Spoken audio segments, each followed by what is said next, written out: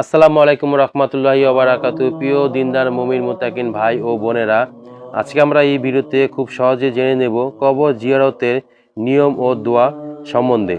প্রত্যেক প্রাণীকে মৃত্যুর স্বাদ গ্রহণ করতে হবে। মৃত্যুর পরবর্তী ঠিকানা হয় 3.5 হাত মাটির ঘর। মৃত্যু ব্যক্তি নাজাতের উপায় হিসেবে আপনজনের দোয়া রহমত হিসেবে কাজে আসে। কবর জিয়ারত একটি স্বতন্ত্র ইবাদত। পরকালের কথা স্মরণ রাখতেও কবর জিয়ারত করা জরুরি। আবার গুনাহমুক্ত জীবন গড়তেও কবর জিয়ারত গুরুত্বপূর্ণ ইবাদত।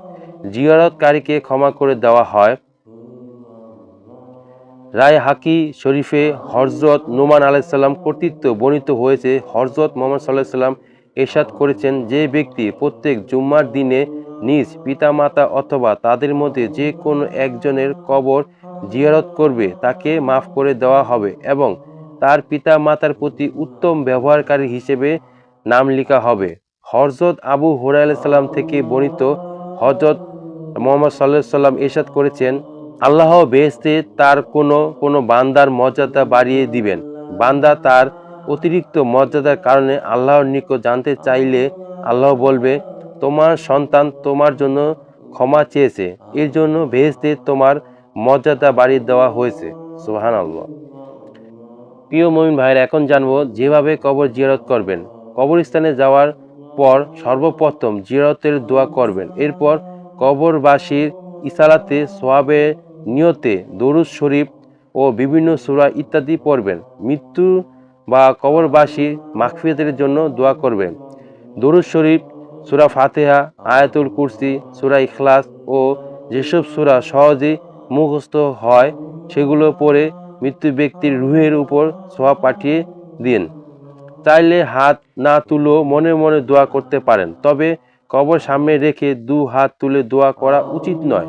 তাই কবরকে পেছনে রেখে কিংবা কবরের দিকে পিঠ দিয়ে এরপর কিবলামুখী হয়ে দোয়া করবেন। মৃত্যু ব্যক্তির জন্য দোয়া করতে কবরস্থানে যাওয়া আবশ্যক নয়, বরং যে কোনো স্থান থেকেই দোয়া করা যায়। যেমন রাসূল সাল্লাল্লাহু আলাইহি ওয়াসাল্লাম বলেছেন, যখন কোনো ব্যক্তি মারা যায় তখন তার আমলের দুয়ার বন্ধ হয়ে যায়, তবে 3টি বিষয়ে ব্যতিক্রম। যেমন 1 নম্বর সদকায়ে জারিয়া, 2 নম্বর এমন জ্ঞান যা দ্বারা অন্যরা উপকৃত হয়েছে, 3 নম্বর নেক সন্তান যে তার জন্য দোয়া করে। সুবহানাল্লাহ। প্রিয় মুমিন মুত্তাকিন ভাইরা, কবরের সামনে এসে ছোট ছোট কিছু দোয়া আছে যা পড়ে নিতে পারেন।